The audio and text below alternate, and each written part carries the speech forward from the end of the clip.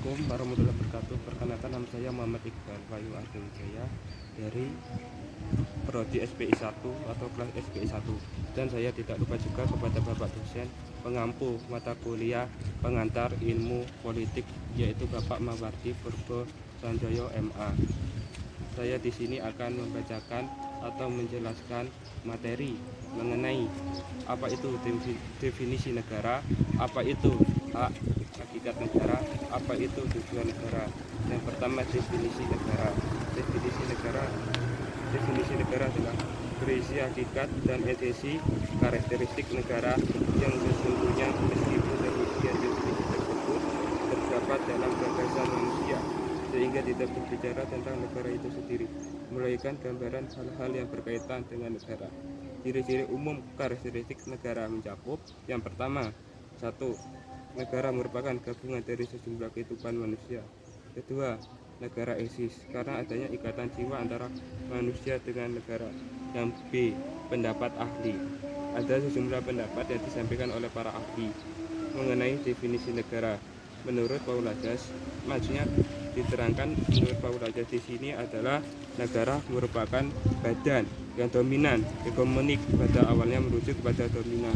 Maksudnya dominan di sini adalah kepemimpinan suatu negara kota Yunani terhadap negara kota lain, dan berkembang menjadi dominan ekstrim negara terhadap negara lain. Maksudnya mandiri adalah karakter atau sikap atau perilaku yang tidak mudah bergantung kepada orang lain dalam menyelesaikan tugas-tugas dalam membuat kebijakan. Kedua, menurut Anthony Giddens, negara merupakan badan yang kuat untuk menggapai tujuan jangka panjang untuk melindungi sistem produksi kapitalis. Yang ketiga, menurut Mark Weber, negara adalah suatu masyarakat yang mempunyai monopoli. Maksudnya monopoli di sini adalah suatu bentuk penguasa tanpa ada persaingan dalam penggunaan kekerasan fisik secara sah dalam suatu wilayah. Materi selanjutnya adalah hakikat negara. Hakikat negara di sini, sifat hakikat dari sebuah negara senantiasa sama sebagai organisasi di masyarakat. Ia dibedakan dari organisasi lain karena negara mempunyai sifat-sifat yang khusus. Dengan memiliki hakikat, negara dikualifikasikan ke dalam 3 karakteristik. Bersifat memaksa. Apa yang dimaksud dengan bersifat memaksa? Yang bersifat memaksa adalah negara mempunyai kekuasaan fisik secara legal agar semua perundang-undangan yang berlaku ditaati, sehingga keamanan suatu negara dapat tercapai. Jika melanggar kewajiban tersebut, akan diberikan sanksi baik hukuman penjara maupun denda. Yang kedua, bersifat monopoli. Apa yang dimaksud dengan bersifat monopoli tersebut? Sifat monopoli adalah negara memiliki kekuasaan tertinggi dalam menetapkan tujuan bersama masyarakat. Contoh, menumpas aliran kepercayaan yang berkaitan dengan tujuan negara. Yang terakhir adalah bersifat mencakup semua. Apa yang dimaksud dengan cukup mencakup semua?